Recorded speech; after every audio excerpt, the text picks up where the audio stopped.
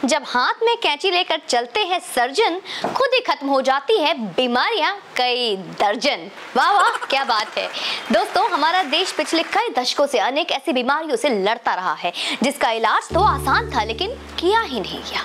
इलाज में प्रतिबद्धता की कमी ने हमें सोने की चिड़िया से क्या बना दिया, आप देख ही रहे हैं।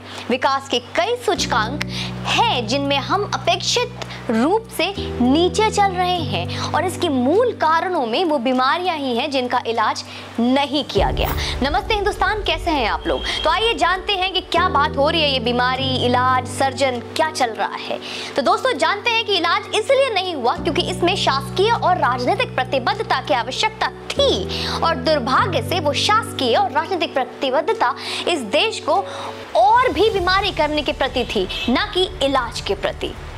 लेकिन कहते हैं ना कि सूर्य को बादल ढक सकता है लेकिन खा नहीं सकते, और भारत जैसे सूर्य जिसने अनगिनत देशों को प्रगति की राह दिखाई हो, उसे खाना तो दूर बहुत देर तक ढक कर रख पाना भी बादलों के औकात की बाहर की चीज थी।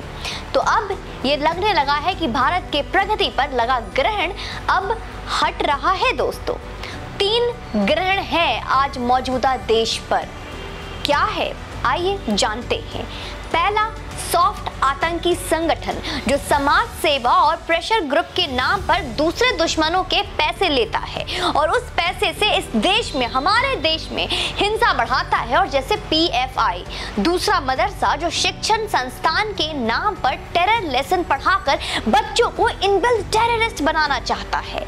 और तीसरा, वक्फ बोर्ड जिसका काम तो दान देना है लेकिन हकीकत में देश भर की जमीनें हड़पता आया है और अभी भी लगातार जमीनें हड़प रहा है।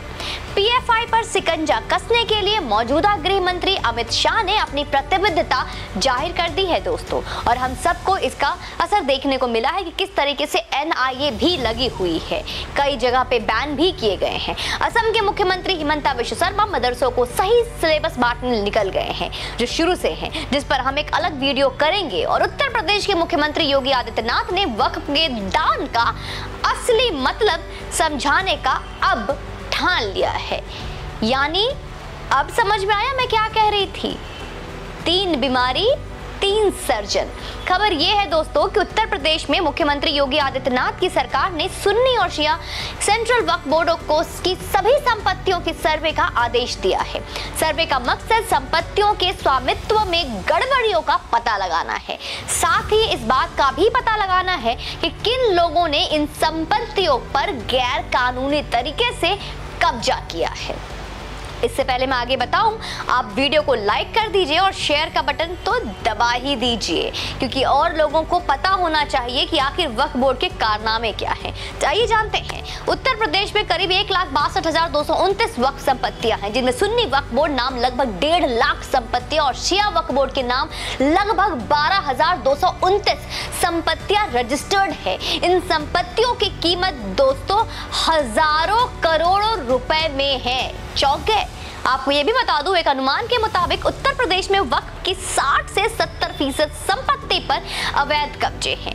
देश भर में 2009 तक वक्फ के पास करीब केवल 4 लाख एकड़ जमीन थी, जो 2022 में बढ़कर दुगना 8 लाख एकड़ हो गई। सेना और रेलवे के बाद सबसे अधिक प्रॉपर्टी के मामले में वक्फ तीसरे नंबर पर आता है। अधिकांश राज्यों में वक्फ बोर्ड पर जो लोग काबिज हैं, वो अपने लोगों के मुतवल्ली बनाकर ऐसे संपत्तियों पर कब्जा कर लेते हैं। कई बार इसका उल्टा भी होता है और सरकारी जमीनों के साथ साथ निजी जमीनों को भी वक्फ की संपत्ति बताकर उस पर कब्जा कर लिया जाता है। वक्फ के नाम पर क्या क्या होता है, ये सारी चीजें मैं आपको उदाहरण सहित पिछले वीडियो में बता चुकी हूँ। जिन्होंने नहीं देखा है वो वक्फ क्या है उसके बारे में आप वहां से देख सकते हैं। लेकिन फिर भी उदाहरण के तौर पे आपको याद दिला दूंगी किस तरीके से तमिलनाडु के तिरुचिरापल्ली जिले के पूरे गांव को वक्फ की प्रॉपर्टी बता दिया गया। इस गांव में हिंदुओं की आबादी अधिक है। गांव में 1500 साल पुराने मंदिर भी वक्फ की संपत्ति बन गए हैं दोस्तों। यह तो छोड़िए, मंदिर है, आम बात है, हमारे मंदिर तो बने ही टूटने के लिए है और सरकार चुप रही है। इसको अपनी संपत्ति बताना तो उनके एजेंडे में है दोस्तों। लेकिन प्रयागराज में प्रसिद्ध चंद्रशेखर आजाद पार्क, जिसको पूर्व में अल्फ्रेड पार्क भी कहा जाता था, जहां 1931 में अंग्रेजों से लड़ते हुए महान क्रांतिकारी चंद्रशेखर आजाद ने खुद को गोली मार ली थी ताकि जिंदा रहते उनको अंग्रेजी हुकूमत छू भी ना पाए। उनके उस इलाहाबाद हाई कोर्ट के सामने कि पूरे जमीन को वक्फ संपत्ति के रूप में दिखा दिया गया। तो दोस्तों, अब योगी सरकार ने वक्फ बोर्ड के लिए बने 33 साल पुराने उस आदेश को भी रद्द कर दिया है, जिसके तहत वक्फ के नाम पर सरकारी संपत्ति को वक्फ संपत्ति के रूप में दर्ज करने का अधिकार बोर्ड के पास था।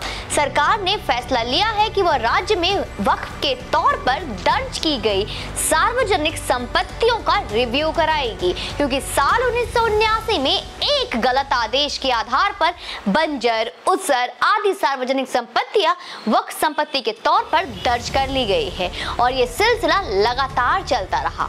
उस आदेश को राजस्व कानून और वक्फ अधिनियम दोनों के ही खिलाफ मानते हुए योगी सरकार ने 33 साल पुराने उस शासनादेश को रद्द कर दिया है। तो थोड़ी सी तो आपको खुशी जरूर दिख रही है, मुझे आपके चेहरे पर एक जोश दिख रहा है मुझे कि जो अभी तक किसी ने नहीं किया, फाइनली वो योगी आदित्यनाथ सरकार ने कर दिया है। और आपको ये भी बता दूं, ये सर्वे कराने के पीछे योगी सरकार ने ये भी दलील दी है कि मुस्लिम वक्फ अधिनियम 1960 के तहत किसी भी वक्फ संपत्ति का स्वतः पंजीकरण नहीं हो सकता और ना ही वक्फ बोर्ड किसी संपत्ति को स्वतः वक्फ में दर्ज करा सकता है। जबकि 1979 के आदेश में बिना आवेदन के ही कई संपत्तियों को वक्फ में दर्ज करने की बात सामने आई है, जो बिल्कुल भी सही नहीं है।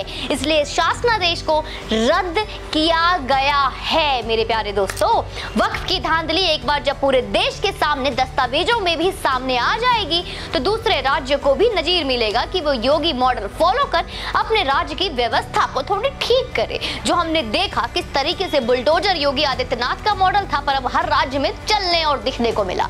अब सपा प्रमुख जरूर इस आदेश का विरोध उसे स्वर में कर रहे हैं जिसमें वो वैसे मियां कर रहे हैं, लेकिन मैं बार बार बोलती हूँ और आप बार बार इसे भूल जाते हैं, योगी जी बहुत निर्मोही है। यकीन मानो मेरा, एक बार कैंची ले ली हाथ में तो बिना सर्जरी के वापस तो रखेंगे नहीं वो। यकीन मानिए, मिलकर आई हूं मैं, मेरा पर्सनल एक्सपीरियंस है। जितना जमीन वक्फ ने हड़पा है उतने क्षेत्रफल के तो कई देश नहीं है भाई इस दुनिया में। योगी जी को ना तो ओवैसी की बात का फर्क पड़ता है और ना अखिलेश यादव का। तो बस इंतजार करिए उस खबर का जिससे हम आपको योगी आदित्यनाथ के सर्वे की रिपोर्ट का, जो मैं इसी चैनल पर बहुत जल्द आपसे साझा करूंगी।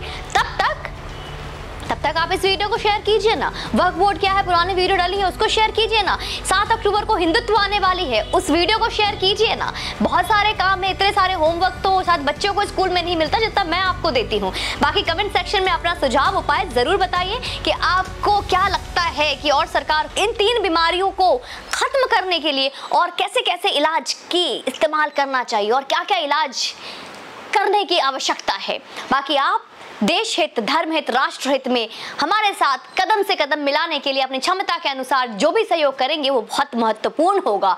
यकीन मानिए, आपका 1 रुपए का भी योगदान धर्म हित के लिए है, देश हित के लिए है। जय हिंद, वंदे मातरम।